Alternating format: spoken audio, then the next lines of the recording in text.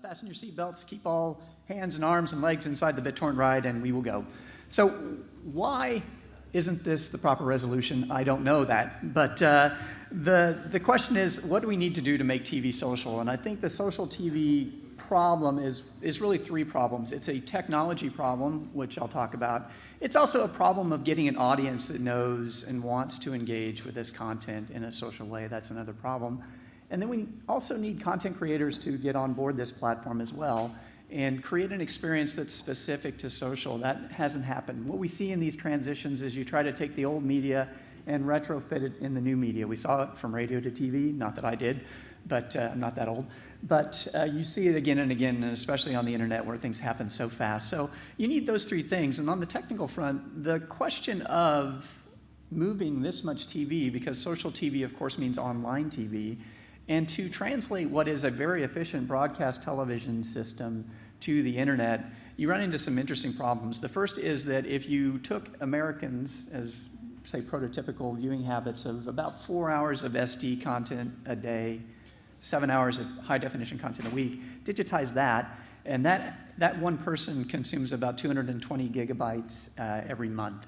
And then multiply that by some sort of mass market, let's just say 300 million people in the United States, and you do the back of the envelope and you say, okay, I need to move 66 exabytes a month. Doesn't sound so bad.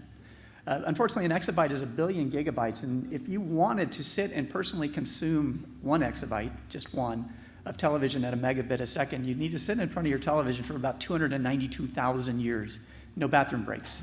So the amount of data that would need to be moved and needs to be moved in this era is quite significant.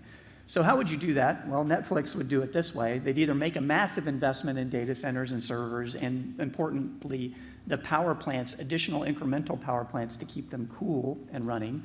That's going to be expensive, or you need to rent that infrastructure from somebody who provides it, like a CDN, which was the industry I came from, and that rent will run you about $5 billion a month. And this is before you've paid rights holders. You could pay rights holders $5 billion a month, but no, you'll have to pay for servers to do that. So the technical challenges of moving video to the internet are substantial enough before you even think about things like social. So that's first things first.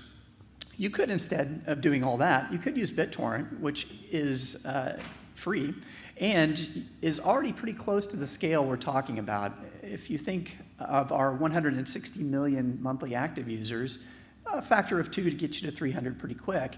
And we're already moving about 3 exabytes of data a month. And the engineer in me says, you know, a 20x increase, that's doable. That's within grasp. So maybe the technology isn't so far ahead. It just depends on which approach you want to take. So that's technology. You'll need that. What about audience? You need a very techno-savvy audience. And fortunately, we've got that. We have 160 million monthly active users, as I mentioned. They are all over the world, and they are among the most rabid consumers of content you are likely to find, period. They are, of course, very technology savvy. This is not an easy technology to engage with, and yet they do it in such large numbers. But more importantly, many studies, including the IFPI, have shown that they will engage with content, even pay for content, above and beyond what your average consumer will do.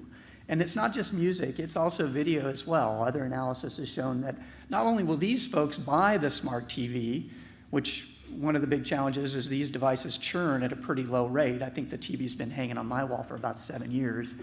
I'm probably not alone. It's a major effort to get that thing off the wall and put a new one on.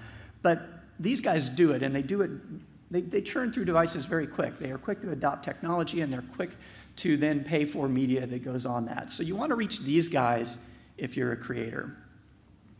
So that gets us to the creator part. How can a creator engage with these guys? And in 3 minutes, I'll talk about just a few case studies that try to show that this statement is as close to true as you can imagine. So the first is a case study we did with a DJ called Pretty Lights. He was a DJ artist out of Colorado, and he had one problem. I want to get more people at my show. That's where I make money. I don't dare try to sell it.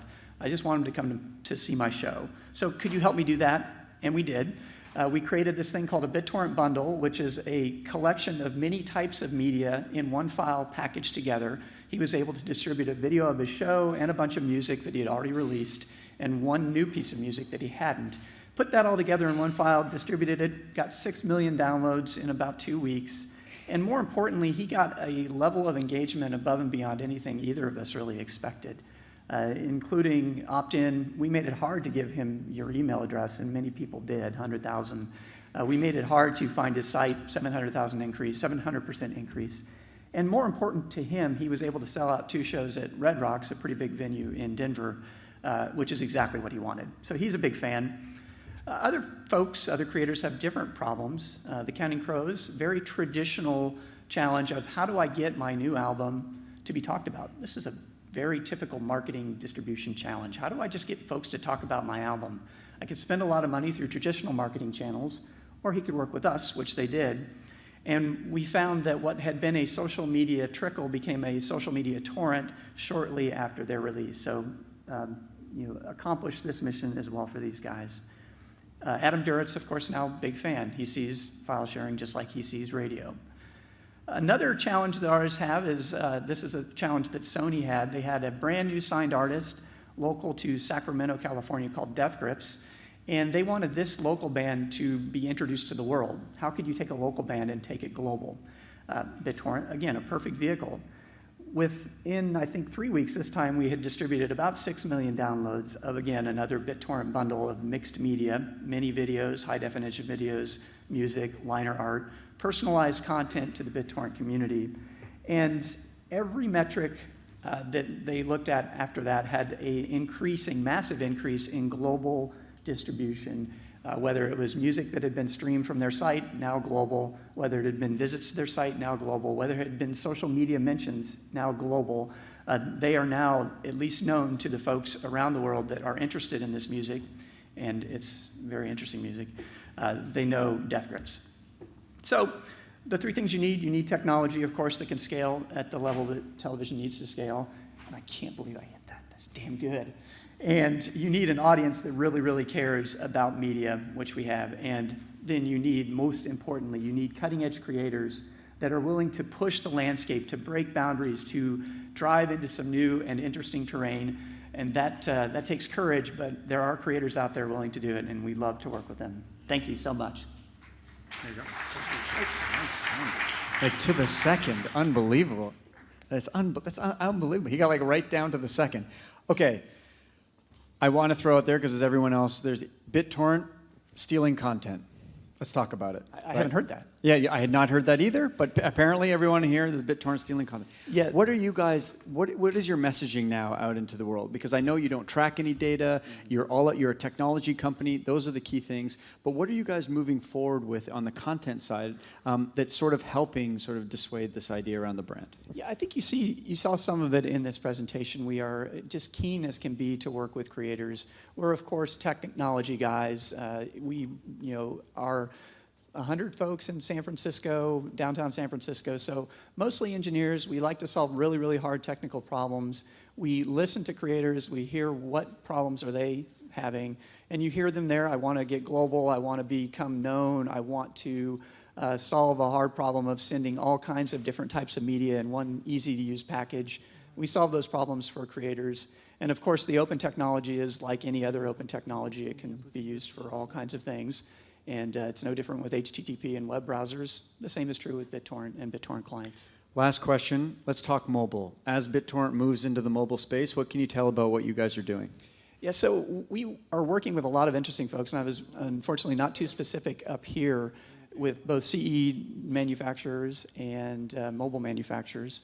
But the technology is so different on the mobile platform that we're finding that we need to really alter the experience quite a bit. There are BitTorrent clients. We release some of them. They are on their hyperbolic growth, just like every other piece of technology we deliver is. But to develop a really good experience, take, for example, the experience that I have. I want to share all of the content that I've captured on my iPhone 4S. This thing has a high-definition camera. It's many gigabytes in size oftentimes, and I personally can't move that with any technology that I know and maintain the quality that I originally captured. So we obviously see an opportunity for BitTorrent plus mobile video capture to represent something that's really interesting in the social sharing space. And that's where a lot of resources are focused right now. How can BitTorrent help you move 500 photos that you just took at an event, or many gigabytes of high-definition video to your friends, your family? That's the area that we see just tremendous opportunity because these devices are proliferating like crazy. Thank you very much. Round of applause for Eric Klinker from BitTorrent, please. Thanks a lot, Eric.